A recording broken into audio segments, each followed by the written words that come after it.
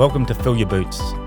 Covering critical times of the season, FIL hosts industry experts, colleagues, and most importantly, local farmers like yourself, bringing you useful insights and different perspectives to help you drive performance on farm. Welcome to another episode in FIL Your Boots, the FIL podcast series. I'm Colin May, Global Hygiene Support Specialist for GEA, and today I've got with me Natasha Maguire from Farm Medics. We want to talk a little bit about the best drying off practices towards the end of the season. We're getting very close to that at the moment, and there's a few things we can do that can really improve the end of season and help us with the beginning of the season. Drying off's coming up, Natasha, and at this time of year, I always find most farmers are just going, yeehaw, we're out of here, it's shut down, close off. But realistically, it's very, very important to set it up for next season. Yeah, you're absolutely right, Colin. And I think one of the things that people forget is that what happens at the end of the season really impacts what happens at the beginning of the next season. So it's not just a matter of blanket dry cowing any longer. We're going to be limited with that. There's a worldwide focus on reducing the use of blanket, or let's say unnecessary antibiotic use, and blanket dry cow really falls into that. And I think it's interesting to see the history of where that process came from and why it came about. At the time that was quite valid, but it's becoming less relevant now. Do you think there's a dependency on that? You know, I have farmers say to me, oh, I've got a dry cow, I'm putting the cows up in a crop, I just want that peace of mind gone. Do we really need to put antibiotic into young cows with cell count of less than 10, 12,000? Yeah, it's a really good question, and I think the answer from pretty much everyone would be no. Putting them onto crop, that's a whole different set of circumstances. I think, the more we learn about how we're going to find ways to reduce antibiotic use, the more we have to realise that we've got to have conditions a little bit better where we keep our cows. And certainly, blanket dry cow and then putting cows on crop in the spring is not necessarily going to protect them anyway. So the blanket dry cow obviously has an effect over time, and it's something that doesn't last forever. I think sometimes people think it even lasts into lactation, so that you're getting some sort of beneficial effect after, and that cannot possibly be the case because we're selling the milk and it's not full of antibiotics, so it's gone. Yep. You would soon light up the residue tests with any of the dairy companies in New Zealand if there was antibiotic left in there. So that I do strike that at times. Mm-hmm. Farmers believe there's a carryover antibiotic in the udder. That's not the case. That's not the case. And I think we have to remember too, it's not just about the actual dry off. Like we don't say, okay, on 2 weeks' time we're going to dry the cows off. We need to start preparing much earlier than that for dry off. And that goes right back to what I was saying, what happens at the end of the season and towards the end of the season, really that sort of 6 weeks, 8 weeks out from the end of the season, we want to be focusing on getting ready to dry off. So that focus is going to be mainly around, from my point of view, teat condition, because we need to get that as good as we can get. And right now, coming towards where the cows are producing less milk, there's huge risk around over milking. And basically, we can cause a lot of teat damage at the end of the season. So getting prepared and being switched on about drying off, thinking about it long before we actually need to do the procedure, we'll see a better result all around. So you talk about teat condition. So we need to improve teat condition. What are some of the key actions we need to do to improve that teat condition in the last 6 weeks, month of dry off? Okay. So a lot of people will be sort of taking care of this anyway. Like I guess those that move to once a day, you've got less stress on the cow. She's producing less milk. So having the cups on for, particularly in a herringbone shed or a shed without automatic cup removers or automatic takeoffs, if the cow has finished milking out, we get very high vacuum at the teat end. And basically what we're doing is pulling that teat sphincter out through the bottom of the teat, obviously causing damage to the ring and hyperkeratosis. Those deteriorations in the teat condition will mean the cow is less resistant to mastitis infections, but also it means that because that skin is so rough, we've got more opportunity for the dirt and the mud and the manure and the things that she's going to face when she gets onto the crop or in the spring or when she's calving to cause mastitis next season. So while that might sound like a long time away, calving's a long time away, actually, the things that we're doing now will impact how smoothly that process goes. Right. So teat condition's important. What are some of the other things you've talked about? Over milking. What else is there that farmers should really look at towards dry off? So as well, looking at their, their teat hygiene, like whatever they're doing with regard to teat spraying. So teat spraying's got two important things post-milking. One is that you're killing pathogens that might be remaining from the cow before or that are involved in the milk harvesting process. And the second, so there's not a big pathogen challenge when the weather's better, right? So now we're seeing good weather conditions, so there's less of that challenge. So the temptation is to, dilute the teat spray so that they don't need that efficacy anymore. But the risk, of course, is usually the teat spray's also got not just the disinfectant in it for killing the pathogens that the cow might face, but also the emollients to condition the teats. So in the summertime, we also get quite a bit of wind and quite a bit of sun. So you've got the teats potentially being quite dry, and the emollients, just like moisturiser, it keeps that skin integrity, which means once again that we're going to have better conditioned teats coming into spring. So that's another really serious aspect to teat condition. So really we should be running the emollient at, say, 12%, maybe up to 15% in that last 3-4 weeks of dry off, because that will also give some suppleness to the teats. Means that insertion of teat seal and antibiotic should be more comfortable for the cow also, and the milking of the cow. Also. Definitely. The better the condition the teats, the better everything's going to be. So an important step in the dry cow process, whether you're using, when I say dry cow, I don't mean necessarily administration of antibiotics, but drying the cows off. Obviously, you're going to have most people will be using some sort of sealant or dry cow therapy on some of the cows at least. So anything that we're inserting into a teat end, we're going to have to clean the teat before we do that. So just in the same way with an intramammary infusion, if we're giving the cow an antibiotic treatment or anything that we do with the teats, if we're putting something into the end of the teat, we run the risk of pushing something from outside up there. Now, if our teats are in terrible dry condition, if we've got damaged teat ends from over milking, if we've got any situation like that, then when we come to actually do that alcohol wipe of the teat end, it becomes impossible to clean. So our risk of pushing something up there is very, very high. And, that can be really unfortunate for the cow. Like a lot of the time, it might mean that you have to shoot a cow because of something that we did when we were drying her off. So it's an interesting one, and we talked about this in the first series, but, poor practices, what have you seen the consequences of this? I know yeast, which for me was just an eye-opener. I'd never heard of yeast, but I remember you saying that probably came from the insertion of dry cow.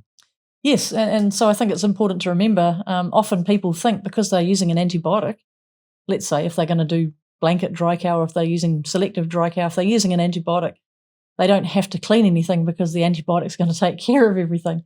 There are some bugs that just don't respond to antibiotics. So I think from our point of view... yeast is fed by antibiotics. Well, fungi make antibiotics actually. So they just laugh in the face of an antibiotic that's administered. So I think it's really important that there are some bugs that just don't respond to antibiotics, and things that come off our skin, or, if we're not wearing gloves, if we're dirty, if we've got buckets of water and we're not absolutely fastidious about hygiene, we can have an absolute disaster. And that's with or without blanket dry cow. Like I think people have got the idea that problems only come if you're not using an antibiotic for all the cows. The problems actually come from poor technique. Yeah. So we can teat seal confidently if we know the status of the cows before we're teat sealing, if we know pathogen status of the herd, there's all sorts of things to consider, but we can confidently do that if we're fastidious with our hygiene. So trying to dry cow the herd before breakfast in most cases isn't recommended. That's always my great, it's a great comparison. Anybody who's got, sort of 400 cows that wants to dry off the whole herd before they eat breakfast, you are asking for trouble, because every cow, it's not just one cow, every cow's got 4 teats, right? Yeah. So if you've got 4 cows, you've got 1,600 teats, and that's a lot of teats to have to wipe. And can you hand on heart say the first one you did was the same as the last one? Yeah. When you're hungry, I know what I'm like when I'm hungry, Colin. So it's not a good thing. What about these buckets of hot water I see sitting in the pit with a dry cow in there just to warm it up, make it flow? You definitely, hot water makes the teat sealants and the things flow, but unfortunately, hot water can be a great carrier of terrible things. So I think most people realise now that if you put your tubes into the hot water, you're really going to ask for problems. So what they recommend is to keep the teat seal bucket and actually have the tubes put that whole bucket into a bucket of hot water. So it's, you're not going to actually get contact of any water with the tubes themselves. I've seen some of those buckets sometimes and the water's not that clear at the No. halfway through the stage. There's been a bit of fecal matter moved into there. And certainly, like I mean, everybody's probably heard horror stories of people that have, administered, whether it's dry cow or teat sealants, and they've had cows die afterwards. And yeah, I'm sure everyone's heard a story about it. That happens. We came across a problem a few weeks ago, high cell count, farm grading. I think we've got to be very careful around transitioning herds from spring calving to winter calving. Like in this instance, we saw cows that had long lactation. Mm-hmm. That also becomes an issue. I guess it depends on how much milk they're producing. So in some sheds, if they've got automatic cup removers, once again, if they're programmed well and they're working well, when the flow drops, those cups will come off.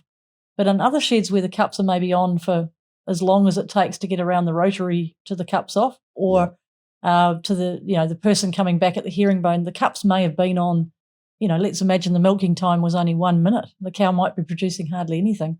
And if those cups are staying on for 7 minutes with no milk flow, there's a really high vacuum at the teat end. So once again, that over milking is a huge, huge issue when it comes to drying off. So when we're coming to drying off, should really be watching that milk flow volume, and cows that are getting light probably should be dried off. I would say, while it's tempting to sort of wait until a certain deadline, maybe we need to get our heads around doing it more gradually. And those cows that have got low milk flow, maybe heifers that have got Staph aureus, that they be dried off early so they're given the best chance of having a good rest, getting good condition back on them for ones that are a bit skinny and things like that. Yeah. And, sort of making things a little bit easier all around for everyone. So, Natasha, you talk about the use of dry cow and how that's evolved in time. If we go back, somatic cell counting and through the dairy companies started from memory in about 1992-93 season. Now, I think the limit was about 450 at the time. That started the drive of dry cow. What have we seen from there? A reliance on that? Yeah, it's an interesting story. I think somatic cell counts used to be really high. Like, it wasn't uncommon for herds to have somatic cell counts of over 700,000. Yep. And now, in today's terms, people were just like, oh my God, that's a terrible high cell count. And it is. And I think going back in that time, if we look at where the origins of dry cow therapy came from, it actually started in the UK with their 5-point plan. And what that plan was around was, back in the day, a lot of herds were infected with a bug called strep ag. And it's a bug that I've only ever actually seen twice in herds in New Zealand.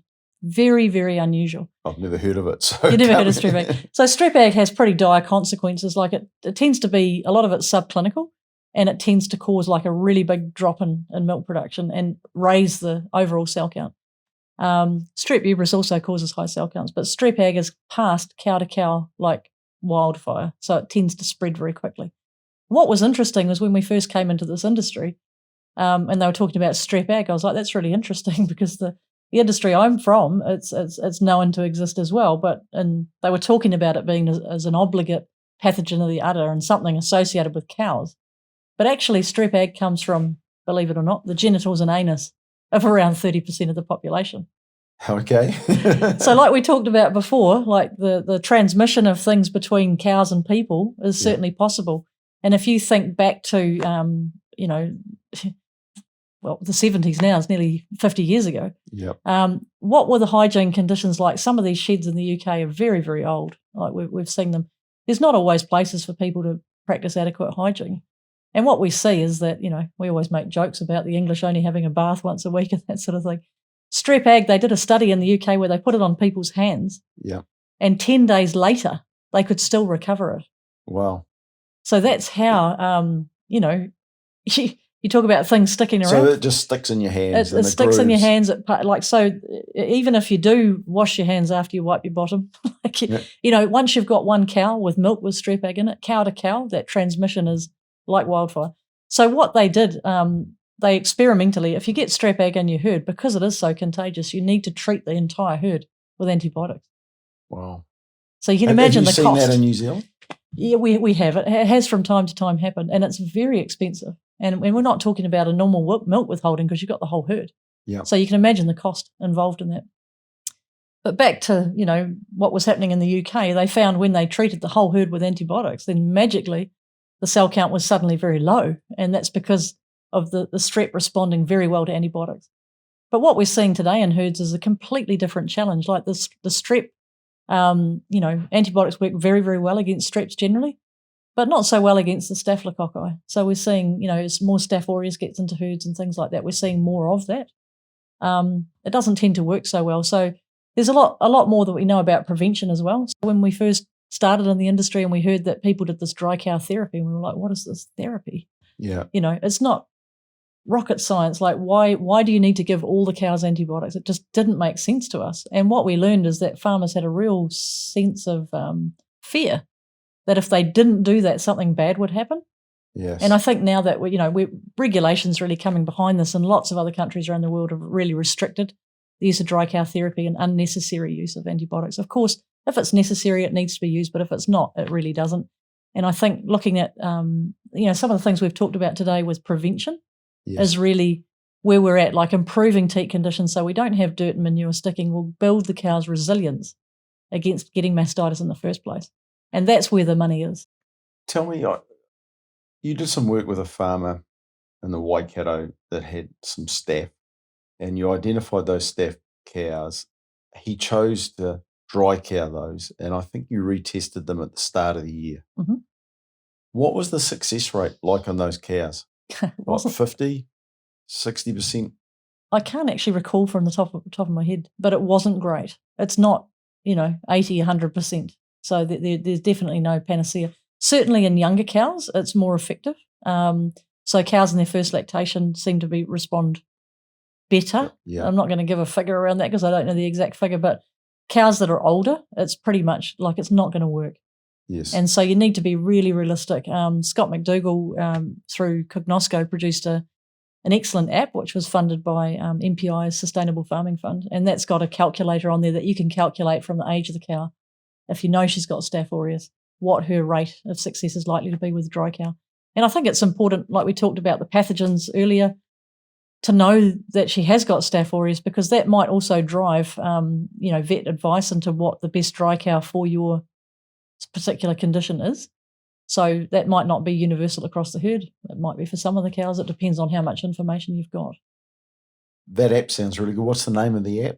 For anybody listening? The app is called the Bovine Mastitis Cure Calculator, and it's free for iPhone and Android on the App Store. And developed within New Zealand. Developed in New Zealand for New Zealand cows, New Zealand conditions, based on actual treatment and outcomes. So it's a great piece of work that was done, and I think it's really helpful. So, Natasha, we normally use somatic cell count as a guide to treat cows. A lot of farmers take the cutoff point of 150 cell count. Good guide? I think it's interesting, and, when there were no tools to know what was going on, somatic cell count testing is a simplified way of an overview of the herd. But I think it can be pretty dangerous to make conclusions, because we know somatic cell count's not always linked to infection, like sometimes it is. And in fact, you could probably say most of the time it is. But certainly there can be heifers with really bad pathogens like Staph aureus that don't even register as anything significant in terms of cell count. We've seen, heifers with cell counts as low as 10,000 that are infected with Staph aureus.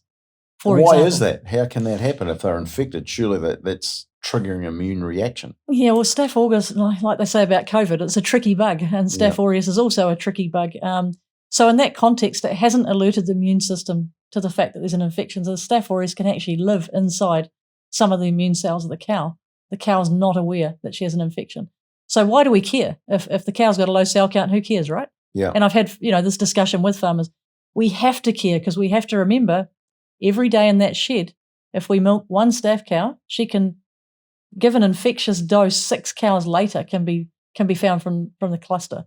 It doesn't mean that the next 6 cows will get staph. It doesn't mean that. But what it does mean is that they're exposed to a dose that's potentially infectious. So if there's anything wrong with their teat condition, we're talking now about the over milking, things like that. So there's some cracks in the teat skin, the cluster's been removed and a vacuum's not broken properly, and we've inadvertently squirted milk back from that bowl of that cluster from several cows up the teat canal of that cow. We've got huge increases in risk. So every single thing that goes wrong, that cow can be like a sleeper and infect many cows in the herd. Because she herd tests low, her somatic cell count's low, we're not even considering her. So I think it's not always somatic cell count, can be a bit tricky that way. The other thing we have to remember is if we start talking about selective dry cow, blanket dry cow, what we're going to do if we take this limit of 150, which seems to be the limit where most people are comfortable that a cow's not infected. And statistically, we can see that when she calves, there's if we, did selective dry cow under 150, that work's all been done, that there's no greater risk of her getting mastitis. We're comfortable that she's not infected. But what we have to remember is that a somatic cell count test, a herd test, is actually a composite sample of all 4 quarters of that cow. So if you say 150, potentially you could have 1 quarter at 600. Yes. Let's say 3 quarters at 0, more or less, and 1 at 600. But what actually happens when you get mastitis is that quarter will be light. So it's not contributing as much to the sample. So actually that quarter could be even at 1 million. And straight away, there's an opportunity missed. So when you look at it in that manner, then RMT cows that dry off, for me, it's a light bulb thing. Why do we stick antibiotic in those other 3 healthy quarters if we've only got the infection in 1 quarter? Is that where RMT would come in? Yeah, RMT is a great tool, and I can't emphasise enough how this is a tool for farmers that virtually costs nothing. Yes, it does take some time. Knowing how to do it correctly is a huge caveat in all of this, because if you're not doing it right, if you're fussy with RMT testing, you can see an individual quarter at 300, which would translate to an overall somatic cell count at 75. So you're much finer tuning. So even if you are herd testing those cows that are 150 and under, it's probably worth RMTing. If you're not herd testing, an RMT is going to give you some fantastic information if you know how to do it correctly. So somatic cell counting might seem like herd testing seems like an easy solution, but in fact there's a lot of work associated with that too. There's rubberware that's got to be changed over and morning and afternoon milking and samples collected and collated and cows scanned, and it's a big job. So I'd suggest if we sort of come back to that idea of drying off a batch of cows, not trying to do the whole herd at once. If the work that Scott McDougall did around RMT testing the cow before she's dried off told us that, we can definitely see that there's an infection there. His work focused on if she responded to any quarter on RMT, they dried all 4 quarters off. Yeah. But subsequently, some work's been done overseas in Canada where they only dried off the infected quarter with a dry cow, and the other 3 they just teat sealed. Yeah. And there was no penalty for doing that. So it did seem to be quite independent. So it did seem possible, yes. But definitely I think it's worth having a chat with the vet about what's right for you and making sure that, you're up for the task. If you've got something in your herd, let's say you had strep ag in your herd, you would probably definitely want to do a blanket dry cow. But that's not the reality for most farms these days. So most farms have not got that situation going on. So, with pathogens like strep uterus, we've got a really good handle on, these things will react readily on RMT even if there's a subclinical infection. I think there's a degree of fear in New Zealand, though. Like, we've got herds of people at cell counts under 100,000. They think that they're fearful of not blanket dry cowing. I think this is going to be a psyche we're really going to have to break as we, there is a global demand to use less antibiotic. Yeah, and I think, first comes the, the idea that it's going to happen like they did with somatic cell counting. They said, okay, this is the direction we want to head in, and at some point there'll be some regulation behind it. I mean, as you can imagine, nobody wants to use, the farmers least of all, unnecessary antibiotic. It's not just the cost of it, it's also the social wider picture. These are the same antibiotics we're using for lots of other purposes in human medicine, and we don't have many alternatives. So the longer we can have the use of them for, it does pay to use them carefully. We've certainly seen that in the medical industry. They used to prescribe antibiotics. I used to get sinus infections regularly. No longer do they give you antibiotics bang off the cuff. Go back 10 years ago, they did. So it's already happened there, hasn't it? Yeah, and we know antibiotics can cause a lot of other problems as well. Like it's, we're creating potentially resistance by overusing them. So that poses problems in our herds. Like, for example, in Holland, if you're a dairy farmer and you are admitted to a hospital, you are put into an isolation facility because they consider that you are infected with bacteria-resistant antibiotics. Because you've used because so you're much. A farmer, you've had contact. Used so much. You've had contact with antibiotics. Yeah. And if you are a farmer in Holland, you're not allowed to visit a hospital. You're actually not allowed to be a visitor. Wow. They're that fearful that you'll bring something in. So, when we've got, these things didn't come from nowhere. This is not superstition. This is, there'll be some scientific basis for that they've found on farmers that they carry, I think it's in Holland that they've reduced the antibiotic usage markedly in the last 10 years. They're also seeing better responses when they do treat a cow for that reason. Yeah, that's correct. Overall, Holland's reduced their antibiotic use by 70%. So blanket dry cow was the first one to go. And that was, we're talking specifically dairy farming, not, it was across all agriculture. But for dairy farmers, they felt they weren't using very many. It was the chicken and the pig farmers that used all the antibiotics. And people here would probably argue the same thing. But the government said, no, we want to see a 70% reduction and you've got to show to us. So it started off at 50. When they got to 50, they said, that's fantastic. We want to see 70. So they've really, I guess out of that regulation comes the innovation, right? It comes the means. Like, how are we going to do this? We can't just suddenly stop using antibiotics and expect great results. Like, it doesn't work like that. We have to have that information. Yeah. So that information, pathogens like the tools, RMT, teat sealants, all those things, where we're going to keep the cows, what's our stocking rate when we're drying them off, like, when we're going to restrict that feed and they haven't got a whole lot. Are we putting too many cows into a paddock? Are we giving them a clean break? Those sort of things are really important around dry-off time, and the same with calving. Yeah. Like, if we can sort of look forward instead of trying to treat things that have already happened and look into that prevention mode, we're going to completely surprise ourselves, I think, with what we can do. I think it would put the dairy industry in New Zealand in a fantastic position if we reduce that antibiotic. It gives us a great marketing story, and I know the dairy companies are driving it on cell count, but I personally believe antibiotics should be thrown in there as a key measurement in that, because it gives us a marketing advantage overseas with our product. Definitely, and I think we're pretty blessed with our fresh air and sunshine. Our moderate climate is ideal for farming outdoors, and I think that gets us away from a lot of causes of mastitis. And I don't want to make it sound like farmers are doing a bad job, because they're not. But could we improve? Could we be more efficient? I think definitely we could. And I think most farmers would understand the social consequences, around using less antibiotics and how much that helps everybody, but also the economic impact for themselves. Like, some farms spend a fortune on, all kinds of antibiotics, whether it's for dry cow, whether it's for intermammary treatments. And to know that probably, a good 50%, maybe even 70% in some cases, can be prevented. It's a big carrot. Yeah, definitely. Cool. Look, that's great. There's a few tips in there, hopefully, to make you think a little bit about drying off and the procedures. So thanks very much, Natasha, for today. And been a pleasure having you. Thanks for tuning in to FIL Your Boots. If you'd like to learn more about the topics covered in today's episode, talk to your local FIL manager or head to fil.co.nz.